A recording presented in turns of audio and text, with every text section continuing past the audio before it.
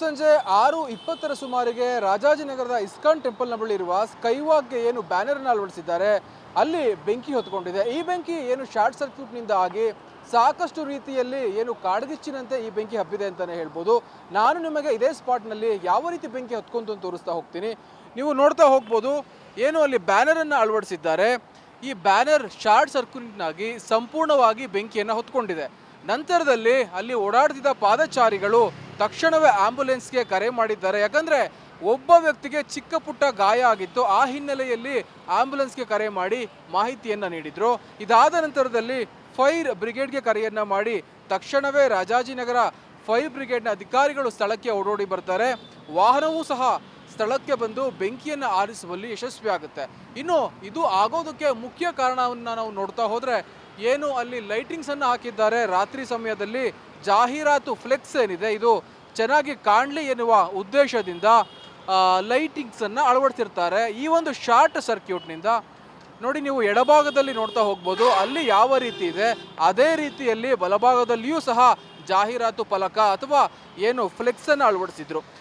ಈ ಒಂದು flex short ಸರ್ಕ್ಯೂಟ್ನಿಂದ ಬೆಂಕಿ ಹೊತ್ಕೊಂಡಿದೆ.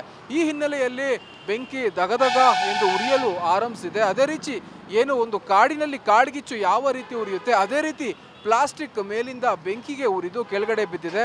ಇದೇ ರೀತಿ ದೇವಸ್ಥಾನದ ಬಲಭಾಗದ ಗೋಡೆ ಕೂಡ ಕಪ್ಪು ಬಣ್ಣದ ಏನು ಮಸಿ ಅಂಟ್ಕೊಂಡಿದೆ ಅಂತಲೇ ಹೇಳ್ಬೋದು. ಯಾಕಂದರೆ ಸಾಧಾರಣವಾಗಿ ಪ್ಲಾಸ್ಟಿಕ್ ಹತ್ತಿಕೊಂಡು ಉರಿಯುವ ಸಂದರ್ಭದಲ್ಲಿ ಕಪ್ಪು ಹೊಗೆ ಶುರುವಾಗುತ್ತೆ. ನಂತರದಲ್ಲಿ ಅದೇ ರೀತಿ ಕಪ್ಪು ಕಪ್ಪು ರೀತಿಯ ಗೋಡೆಯ ಮೇಲೆ ಮಾರ್ಕ್ಗಳಾಗಿರಬಹುದು, ಆ ಪ್ಲಾಸ್ಟಿಕ್ನ ಮಾರ್ಕ್ ಕಾಣುತ್ತೆ. ನೀವು ನೋಡ್ತಾ ಹೋಗ್ಬೋದು ಯಾವ ರೀತಿ ಇಸ್ಕಾನ್ ಟೆಂಪಲ್ನ ಎಂಟ್ರಿಯ ದ್ವಾರ ಏನಿದೆ ಅದು ಸಂಪೂರ್ಣವಾಗಿ ಕಪ್ಪು ಕಪ್ಪಾದ ಒಂದು ಹೊಗೆ ಮಿಶ್ರಿತವಾದಂತಹ ಗೋಡೆಯಾಗಿದೆ.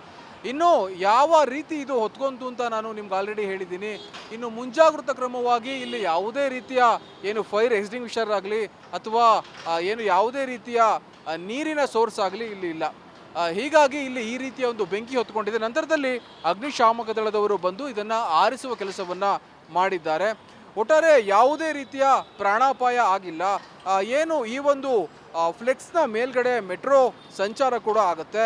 ಇದು ಏನು ಒಂದು ಮೆಟ್ರೋ ಎಲೆಕ್ಟ್ರಿಕ್ ಆಗಿರೋದ್ರಿಂದ ಯಾವುದೇ ರೀತಿಯ ಆ ಮೆಟ್ರೋಗೂ ಸಹ ಹಾನಿ ಆಗಿಲ್ಲ ಅಂತಲೇ ಹೇಳ್ಬೋದು. ಒಂದು ಪಕ್ಷದಲ್ಲಿ ಪೆಟ್ರೋಲ್ ಅಥವಾ ಡೀಸೆಲ್ ಯುಕ್ತ ಮೆಟ್ರೋ ಓಡಾಡ್ತಾ ಇದ್ರೆ ಖಂಡಿತವಾಗಿಯೂ ದೊಡ್ಡ ಅನಾಹುತ ಆಗುವ ಸಂಭವವಿತ್ತು. ಕ್ಯಾಮ್ರಾ ಪರ್ಸನ್ ರೂಪೇಶ್ ಜೊತೆ ಗಿರೀಶ್ ವೆಸ್ಟ್ರಾ, ಗ್ಯಾರಂಟಿ ನ್ಯೂಸ್, ಬೆಂಗಳೂರು.